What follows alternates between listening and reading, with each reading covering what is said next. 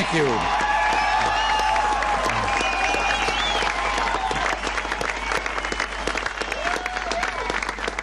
Thank you very much.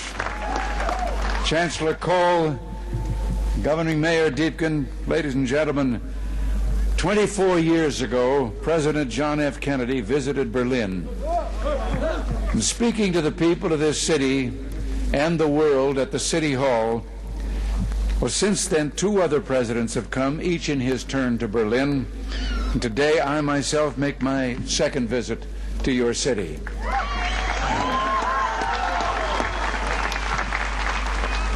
We come to Berlin, we American presidents, because it's our duty to speak in this place of freedom.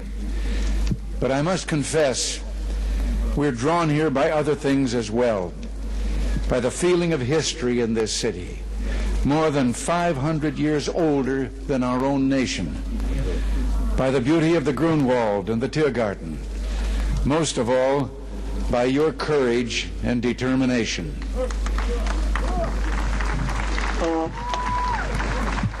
Perhaps the composer Paul Linke understood something about American presidents.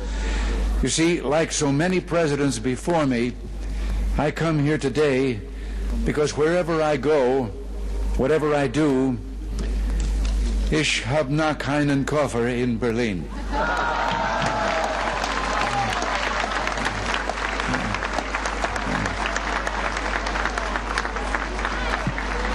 Our gathering today is being broadcast throughout Western Europe and North America. I understand that it is being seen and heard as well in the East. To those listening throughout Eastern Europe, I extend my warmest greetings and the goodwill of the American people. To those listening in East Berlin, a special word. Although I cannot be with you, I address my remarks to you just as surely as to those standing here before me. For I join you, as I join your fellow countrymen in the West, in this firm, this unalterable belief, es gibt nur ein Berlin.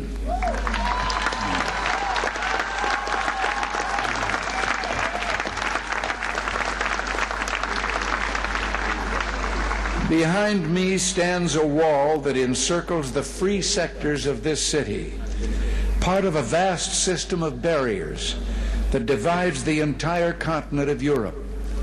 From the Baltic south, those barriers cut across Germany in a gash of barbed wire, concrete, dog runs, and guard towers. Farther south, there may be no visible, no obvious wall, but there remain armed guards and checkpoints all the same. Still a restriction on the right to travel. Still an instrument to impose upon ordinary men and women the will of a totalitarian state. Yet it is here in Berlin where the wall emerges most clearly. Here, cutting across your city, where the news photo and the television screen have imprinted this brutal division of a continent upon the mind of the world. Standing before the Brandenburg Gate, every man is a German, separated from his fellow men.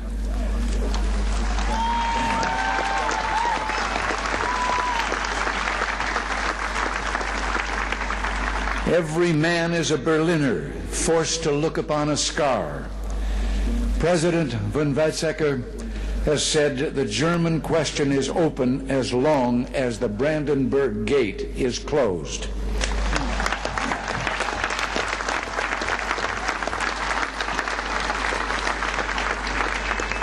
Well, today I say, as long as this gate is closed, as long as this scar of a wall is permitted to stand, it is not the German question alone that remains open, but the question of freedom for all mankind.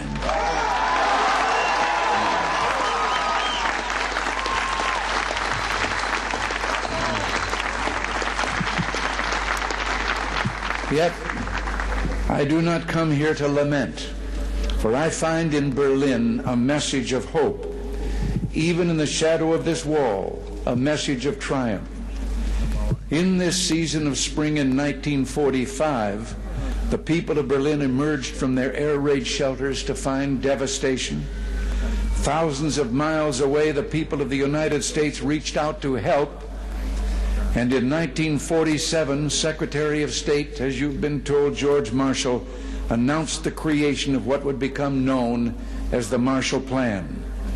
Speaking precisely 40 years ago this month, he said, "Our policy is directed not against any country or doctrine, but against hunger, poverty, desperation, and chaos."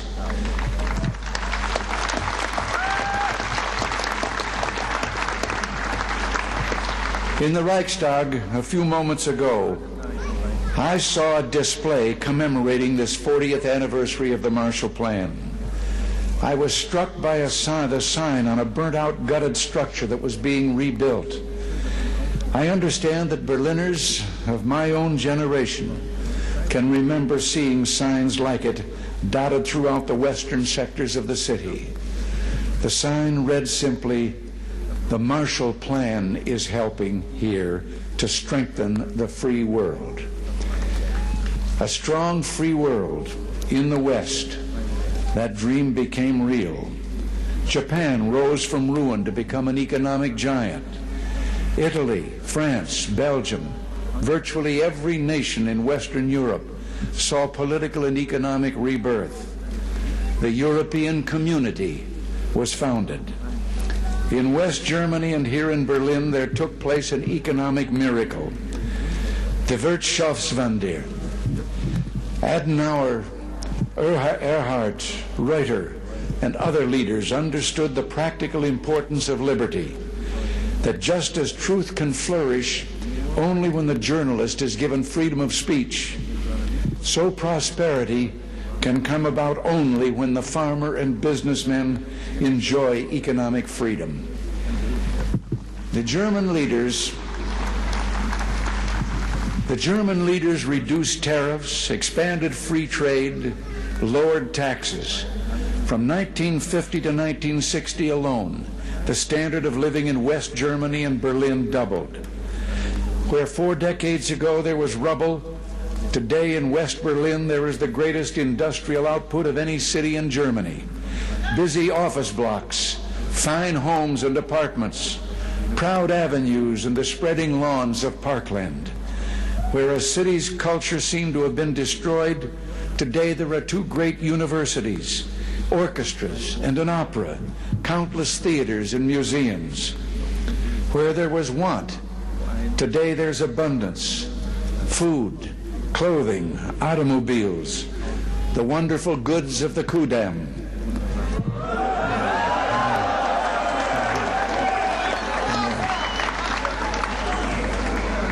From devastation, from utter ruin, you Berliners have in freedom rebuilt a city that once again ranks as one of the greatest on earth. And the Soviets may have had other plans, but my friends, there were a few things the Soviets didn't count on. Berliner Herz, Berliner Humor, ja und Berliner Schnauzer.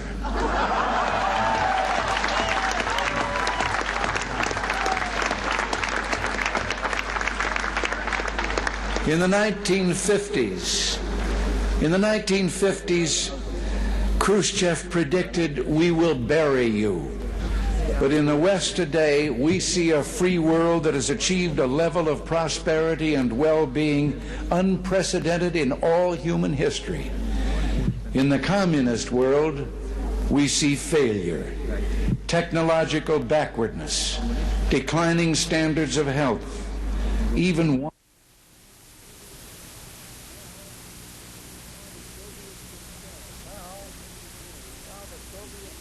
and now the Soviets themselves may in a limited way be coming to understand the importance of freedom.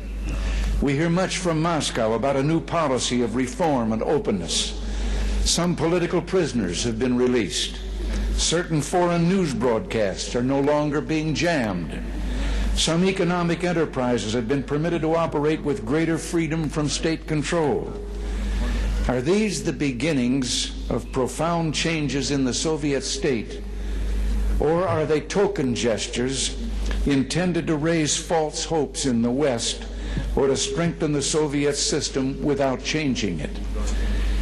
We welcome change and openness, for we believe that freedom and security go together, that the advance of human liberty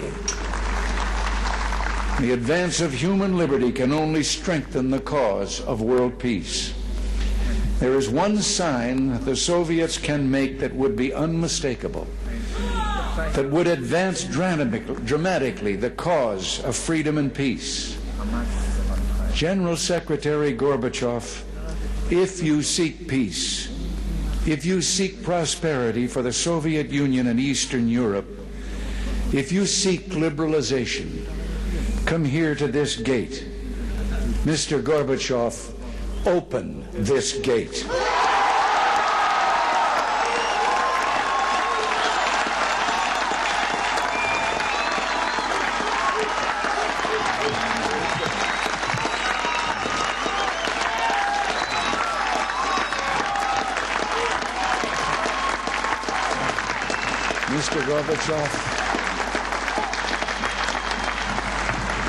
Mr. Gorbachev, tear down this wall.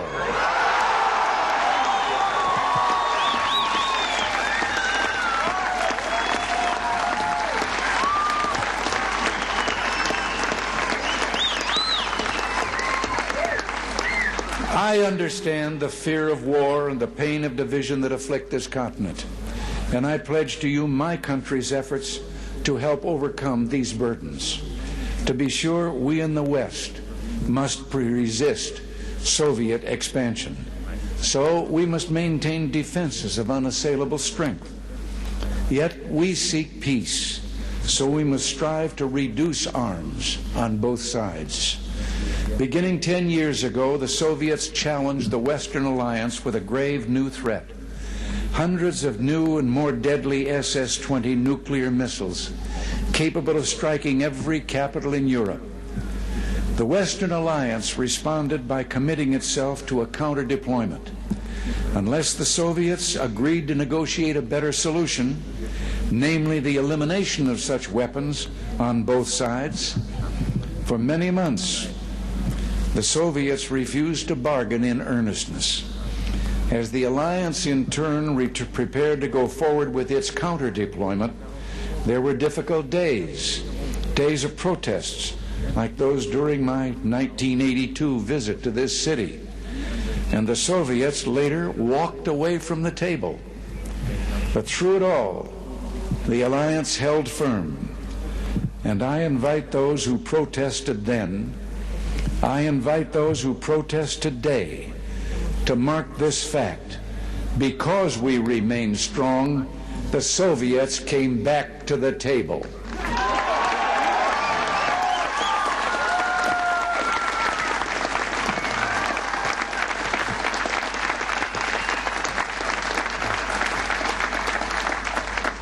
Because we remain strong today, we have within reach the possibility not merely of limiting the growth of arms, but of eliminating for the first time an entire class of nuclear weapons from the face of the earth. As I speak, NATO ministers are meeting in Iceland to review the progress of our proposals for eliminating these weapons. At the talks in Geneva, we have also proposed deep cuts in strategic offensive weapons. And the Western allies have likewise made far-reaching proposals to reduce the danger of conventional war and to place a total ban on chemical weapons. While we pursue these arms reductions, I pledge to you that we will maintain the capacity to deter Soviet aggression at any level at which it might occur.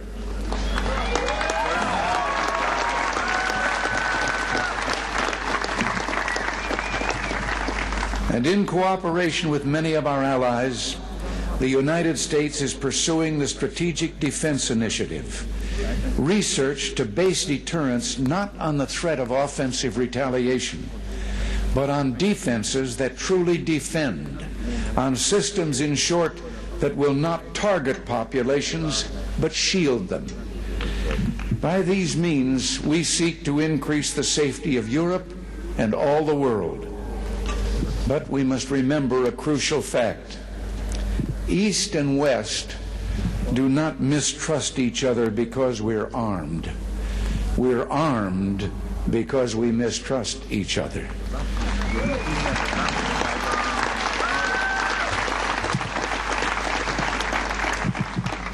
And our differences are not about weapons, but about liberty.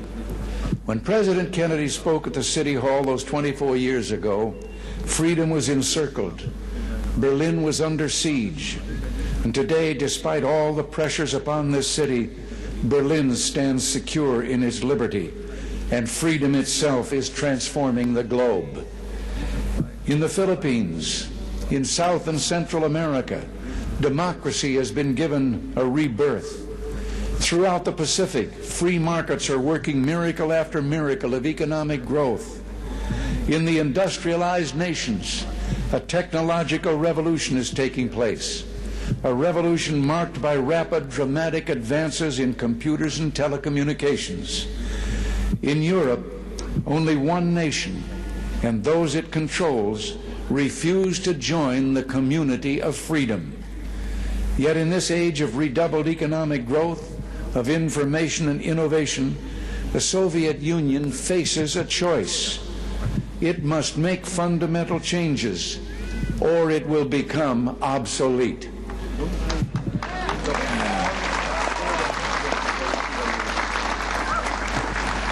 Today, thus, represents a moment of hope.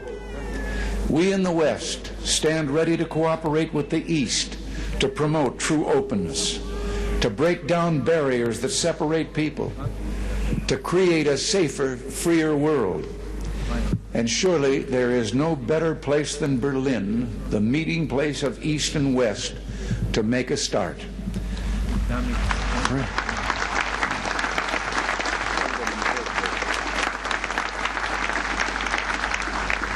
Free people of Berlin, today as in the past, the United States stands for the strict observance and full implementation of all parts of the Four-Power Agreement of 1971. Let us use this occasion, the 750th anniversary of this city, to usher in a new era, to seek a still fuller, richer life for the Berlin of the future. Together, let us maintain and develop the ties between the Federal Republic and the western sectors of Berlin, which is permitted by the 1971 agreement. And I invite Mr. Gorbachev, let us work to bring the eastern and western parts of the city closer together so that all the inhabitants of all Berlin can enjoy the benefits that come with life in one of the great cities of the world.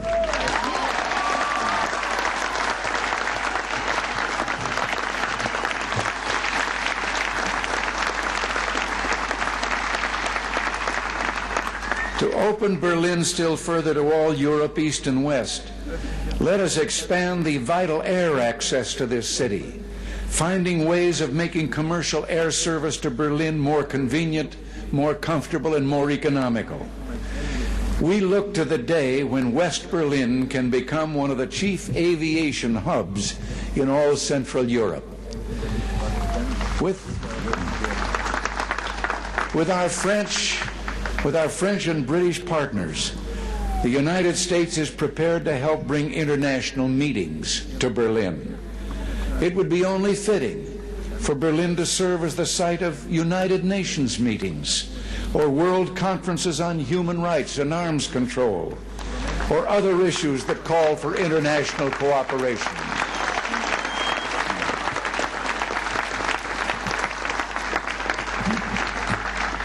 There is no better way to establish hope for the future than to enlighten young minds, and we would be honored to sponsor summer youth exchanges, cultural events, and other programs for young Berliners from the East.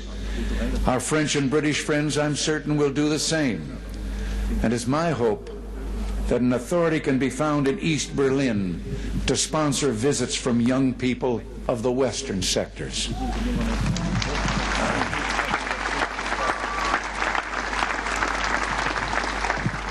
One final proposal, one close to my heart. Sport represents a source of enjoyment and ennoblement.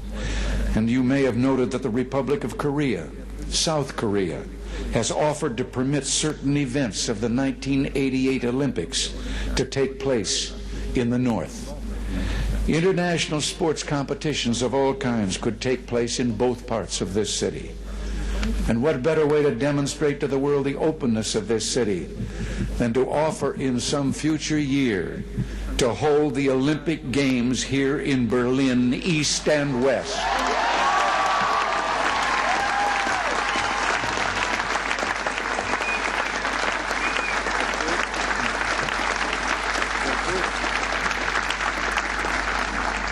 In these 4 decades, as I have said, you Berliners have built a great city. You've done so in spite of threats, the Soviet attempts to impose the Eastmark, the blockade. Today, the city thrives in spite of the challenges implicit in the very presence of this wall. What keeps you here? Certainly, there's a great deal to be said for your fortitude, for your defiant courage, but I believe there's something deeper, something that involves Berlin's whole look and feel and way of life, not mere sentiment. No one could live long in Berlin without being completely disabused of illusions. Something instead that has seen the difficulties of life in Berlin but chose to accept them, that continues to build this good and proud city in contrast to a surrounding totalitarian presence that refuses to release human energies or aspirations. Something that speaks with a powerful voice of affirmation, that says yes to this city, yes to the future, yes to freedom. In a word, I would submit that what keeps you in Berlin is love.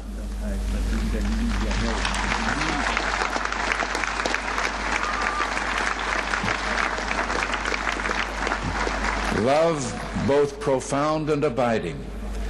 Perhaps this gets to the root of the matter, to the most fundamental distinction of all between East and West.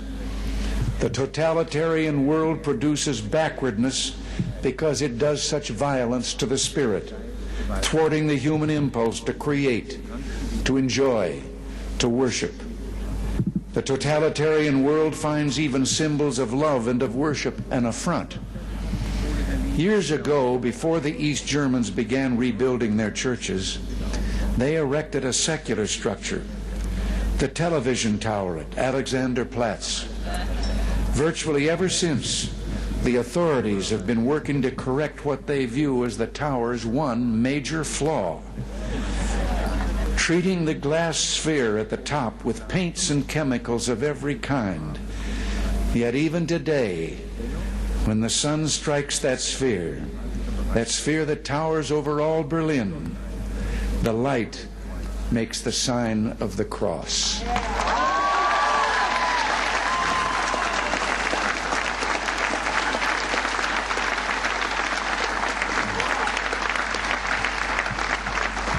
There in Berlin, like the city itself, symbols of love, symbols of worship cannot be suppressed. As I looked out a moment ago from the Reichstag, that embodiment of German unity, I noticed words crudely spray-painted upon the wall, perhaps by a young Berliner. Quote, "This wall will fall, beliefs become reality."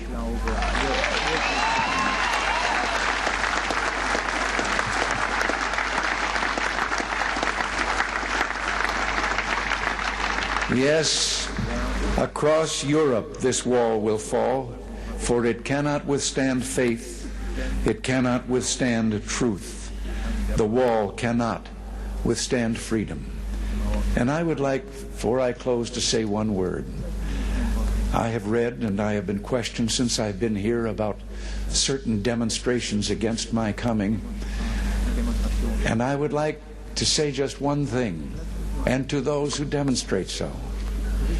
I wonder if they have ever asked themselves that if they should have the kind of government they apparently seek, no one would ever be able to do what they're doing again.